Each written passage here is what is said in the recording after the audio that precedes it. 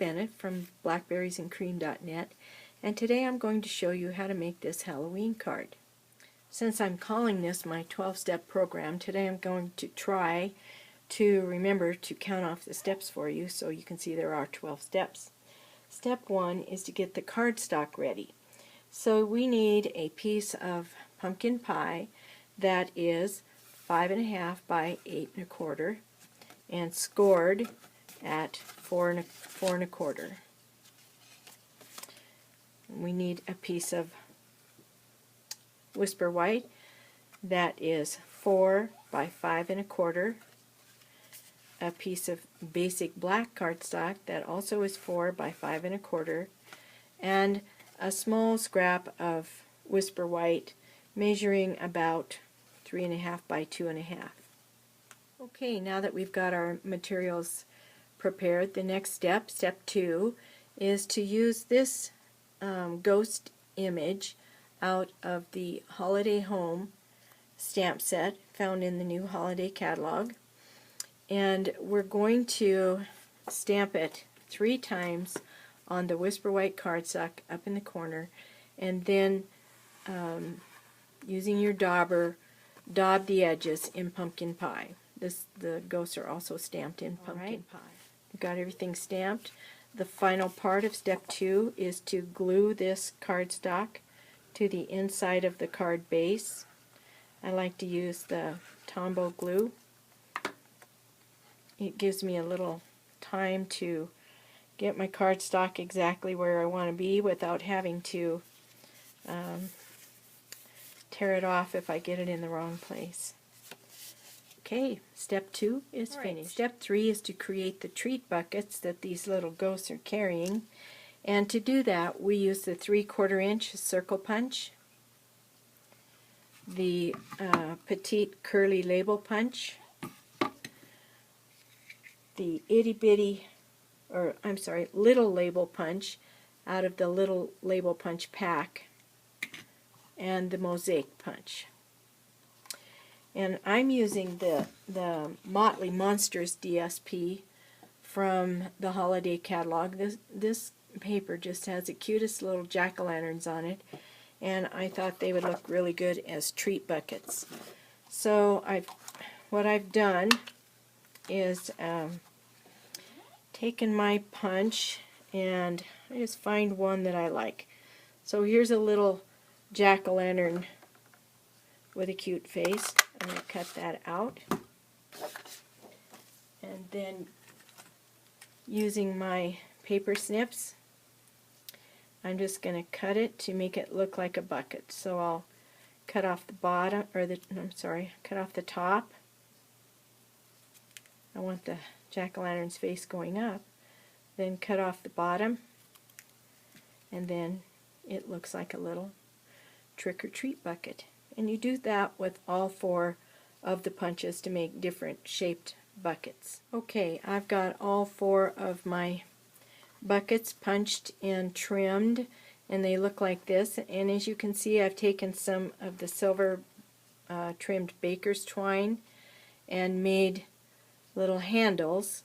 I just cut the twine to the length I wanted for each one, stuck it to the back with a glue dot, and then put a dimensional on the back.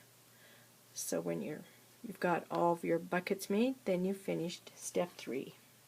Okay, for step 4, we're going to figure out where we want the ghost's eyes to be. So what I've done is I've arranged these little treat buckets to be where I would like them to be as the ghosts are carrying them. And I think I have them right where I want them, so the next thing to do is to take the Stampin' Chalk marker and color in eyes corresponding to where the eyes would be if the ghosts were there. This guy's kind of tall, so he must be a big ghost, so I'm going to give him bigger eyes.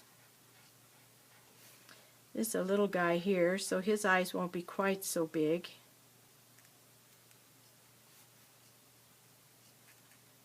I think this might be a whole family of ghosts.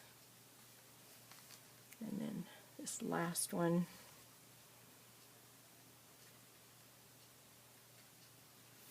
Okay, so now I've got the whites of their eyes, and to give them a little bit of life and dimension, I use this Sharpie fine tip marking pen, permanent pen, and I just put a little pupil in each eyeball.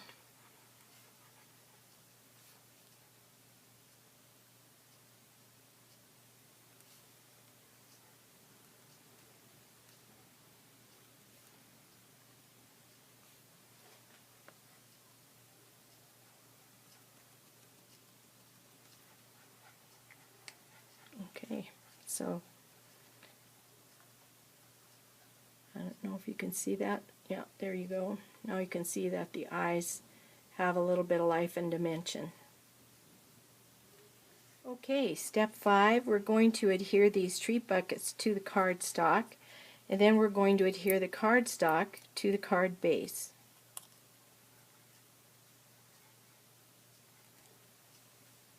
Alright, step 5 complete. We're moving on to step 6, which is to create the sentiment. We need to have the sentiment right here, and that comes from the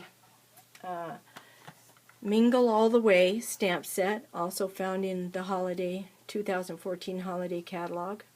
Mingle All the Way, and I'm using the one that says Spooky Spooky, Screamy Screamy, Have a Happy Halloweeny. And I've created this two-color sentiment by using my Stampin' Write markers, and I use the basic black to color in the solid lettering where it says the first spooky. You can see, I hope you can see, that some of the lettering is solid and some of it is hollow.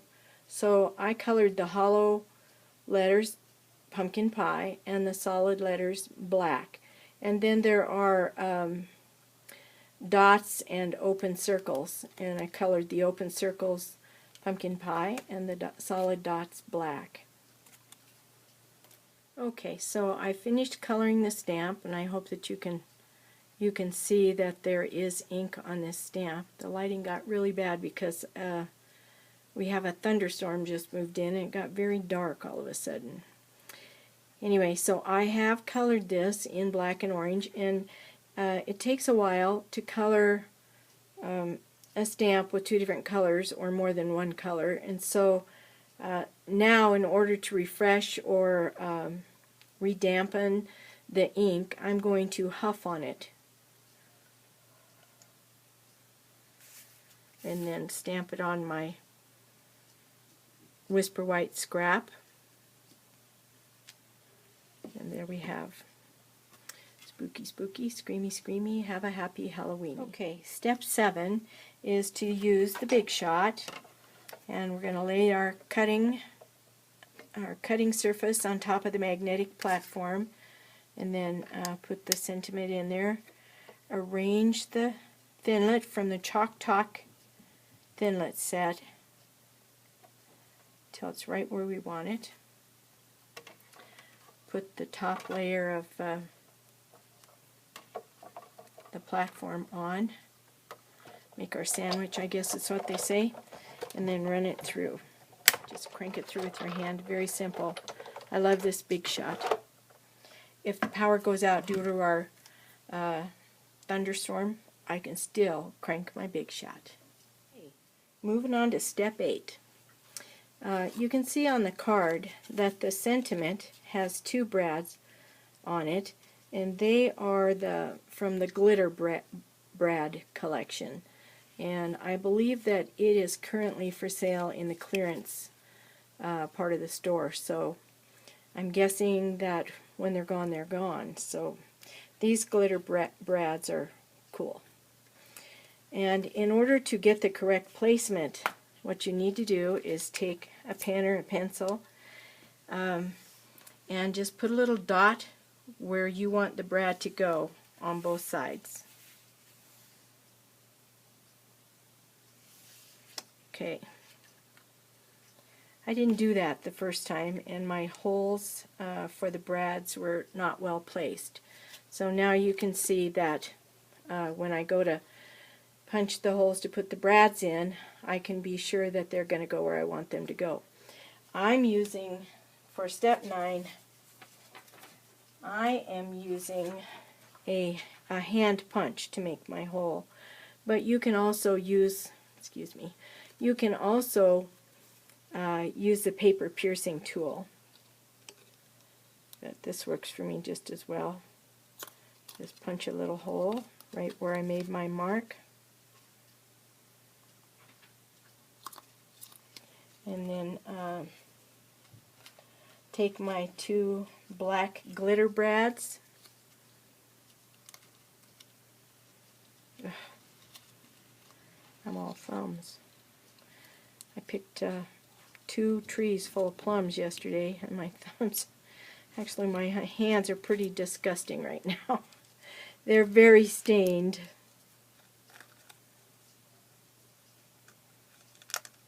Okay, so now I have my brads right where I want them to be.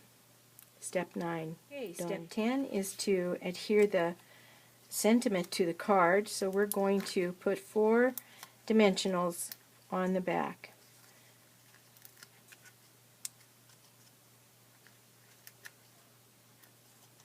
Okay.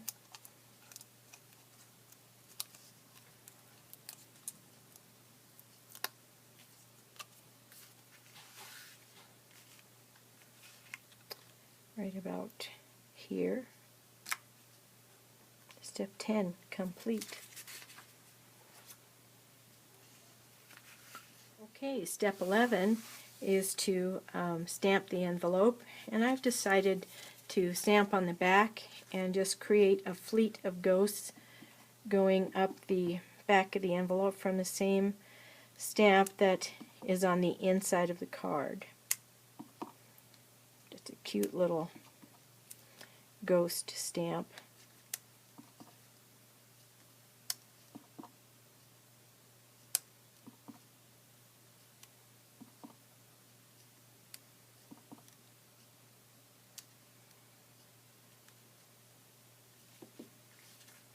Okay, there you have it, the envelope's ready, and that's the end of step 11.